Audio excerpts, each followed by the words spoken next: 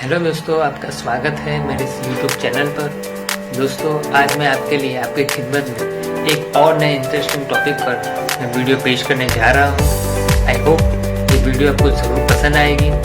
तो प्लीज़ मेरे इस वीडियो को लास्ट तक देखना। देखने के बाद पसंद आए तो लाइक करना, दोस्तों और रिलेटिव के साथ शेयर करना और मेरे इस चैनल को सब्सक्राइब ज़रूर कर देना, ताकि आने वाले ऐसे मेरे वीडियोस की नोटिफिकेशन आपको नियमित अंतराल पर मिलती रहे। तो चलिए बिना कोई वक्त ज़ाया किए हुए आज की वीडियो की शुरुआत करते हैं। दोस्तों, ब्रिटिश कंपनी केन एनर्जी पीएलसी और भारत सरकार के बीच 1.72 अरब डॉलर की वसूली का विवाद अब चरम सीमा पर पहुंच चुका है। ब्रिटेन की केन एनर्जी भारत सरकार से तकरीबन 1.72 बिलियन डॉलर का कर्ज वसूल लेने के लिए संभावित जब्ती के लिए विदेशों में स्थित 17 बिलियन डॉलर की संपत्तियों निश्चित की है। उसकी अलग से लिस्ट बनाई है, उसको शॉर्ट लिस्ट किया है कि कौन कौन से कंपनियों या फिर बैंक से वो अपना कर्जा वसूल कर सकती है। अगर केन एनर्जी विदेशों में मौजूद भारतीय संपत्ति जब्त करने में सफल रही तो भारत सरकार की संपत्ति जब्ती की बदनामी में पाकिस्तान और वेनेजुएला के साथ उनके जैसे देशों के साथ कतार में शामिल हो जाएगा और भारी बदनामी होगी अंतर्राष्ट्रीय मंच पर। इतना ही नहीं, कोई कंपनी के भारत सरकार की संपत्ति जब्त हो गई ऐसी भारत के इतिहास में सर्वप्रथम घटना भी बन जाएगी। तो ये हमारे देश और देश के नागरिकों के लिए काफ़ी दुख की बात होगी। केन एनर्जी ने विदेशों में संभावित जब्ती के लिए एयर इंडिया के प्लेन से लेकर शिपिंग कॉरपोरेशन ऑफ इंडिया के जहाज़ों और सरकारी मालिकी की बैंकों की संपत्ति से लेकर पीएसयू यानी कि पब्लिक सेक्टर अंडरटेकिंग के ऑयल फील्ड्स और गैस कार्गो समेत संपत्तियों को पहचान की गई है। ये सारी सरकारी संपत्तियां अलग अलग न्यायिक क्षेत्र यानी कि जुरिस्डिक्शन में स्थित है, मौजूद है। केन एनर्जी ने एयर इंडिया के प्लेन को जब्त करने के लिए न्यूयॉर्क की कोर्ट में पिटीशन फाइल ऑलरेडी कर दी है।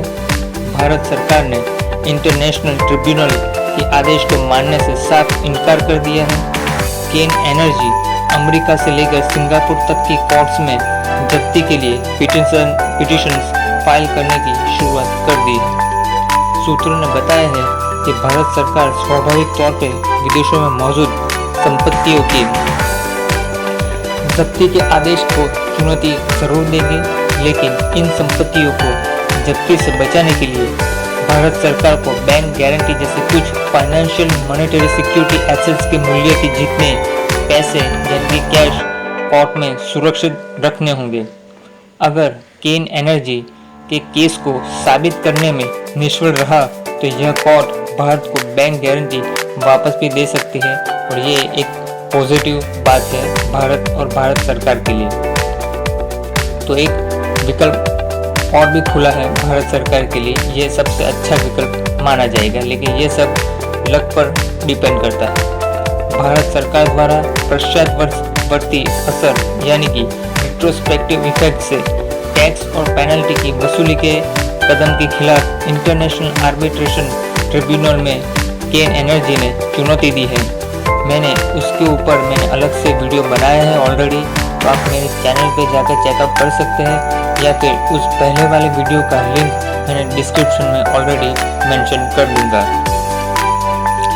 उस केस में इंटरनेशनल आर्बिट्रेशन ट्रिब्यूनल ने केन एनर्जी के फेवर में जजमेंट दिया था और केन एनर्जी को 1.72 बिलियन डॉलर चुकाने का भारत सरकार को साफ शब्दों में आदेश किया था।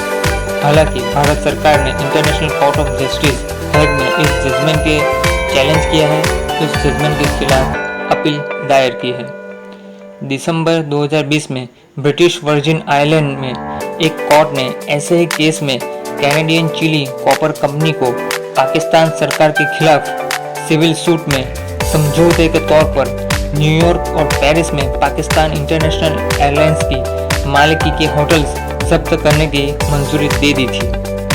दूसरा किस्सा हम देखें तो क्रिस्टलेक्स इंटरनेशनल कॉरपोरेशन ने एक ऐसे ही केस में वेनेजुएला की सरकारी मालिकी की कंपनी पेट्रोलियोस डी वेनेजुएला की संपत्ति जब्त की थी। साल 2012 में वीकेंड रिंग American hedge fund Elliott Management ने अर्जेंटीना के नौकादल का एक जंगी और कद्दावर जहाज को जब्त किया था। फ्रेंच कोर्ट ने कॉन्गो ब्राज़ाविले का सरकारी मालिकी का बिजनेस जेट और सरकारी ऑयल कंपनी के बैंक अकाउंट्स में से तकरीबन $30 मिलियन जब्त करने का आदेश भी दिया था। तो दोस्तों, इस बात से मैंने जो लास्ट में जो 4 उदाहरण दिए, इससे आपको पता चलेगा कि ये जब्ती की रकम कितनी बड़ी है। अगर इस रकम को हमारे देश के हिसाब से देखा जाए तो इतने में हमारे देश में कोविड के लिए एक स्पेशल 6-7 हॉस्पिटल खड़ी हो जा सकती है, या फिर ऑक्सीजन प्लांट और वेंटिलेटर्स बनाने की फैक्ट्री भी डाली जा सकती है सरकारी मालिकी की, या फिर इससे पूरे देश में तकरीबन 5 या 6 लाख कोरोना मरीजों के लिए सरकार बेड की खरीदी भी कर सकती है, बल्क में सरकारी बेड की खरीदी भी कर सकती है, जिससे कोविड मरीजों को काफ़ी राहत मिले। अगर जो भारत सरकार international court of justice head में अगर ये केस हार जाता है, या फिर इंटरनेशनल कोर्ट ऑफ जस्टिस के माननीय जज साहब केन एनर्जी के फेवर में अगर अपना जजमेंट फरमाते हैं, तो केन एनर्जी भारतीय शिपिंग कॉरपोरेशन ऑफ इंडिया के जहाज, वो चाहे मालवाहक जहाज हो या फिर नॉर्मल जहाज, पैसेंजर जहाज हो, अगर जो वो जब्त कर लेता है तो भारतीय मुसाफिरों के लिए जहाज में मुसाफरी करने के लिए फ्रीक्वेंसी कम मिलेगी, या फिर अगर जो कार्गो जहाज को जब्त कर लेगा ये केन एनर्जी, तो भारतीय माल सामान के विदेशों में आवाजावन के लिए या फिर उसका आयात निकास के लिए एक्सपोर्ट इंपोर्ट पर काफ़ी भारी असर पड़ेगा। या फिर अगर जो PSU पब्लिक सेक्टर अंडरटेकिंग के जो कोई ऑयल फील्ड्स को वो जब्त कर लेता है, तो हमारे देश में ऑयल यानी कि डीजल है या फिर पेट्रोल है, उसकी आपूर्ति काफ़ी कम हो जाएगी और भारत देश में जो ईंधन है उसके भाव आसमान तक पहुंच जाएंगे और हिंदुस्तान में इन्फ्लेशन जैसा माहौल बन जाएगा। अगर उसको देखा जाए इस मसले को, तो भारत सरकार के लिए एक तरफ कुआं तो दूसरी तरफ खाई ऐसी सिचुएशन हो गई है। तो ऐसे में भारत सरकार को अच्छे से सलाहकार की ज़रूरत है और उससे सलाह मशवरा करके इस केन एनर्जी के साथ एक समझौता कर लेना चाहिए, ताकि आने वाले भविष्य में इतनी बड़ी रकम केन एनर्जी को मुआवजे के तौर पर देनी ना पड़े। सो दोस्तों, कैसा लगा आज का मेरा वीडियो?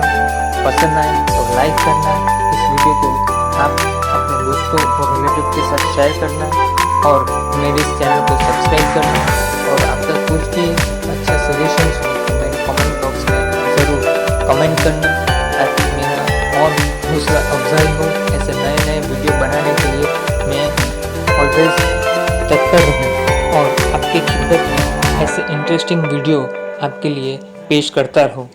So thank you.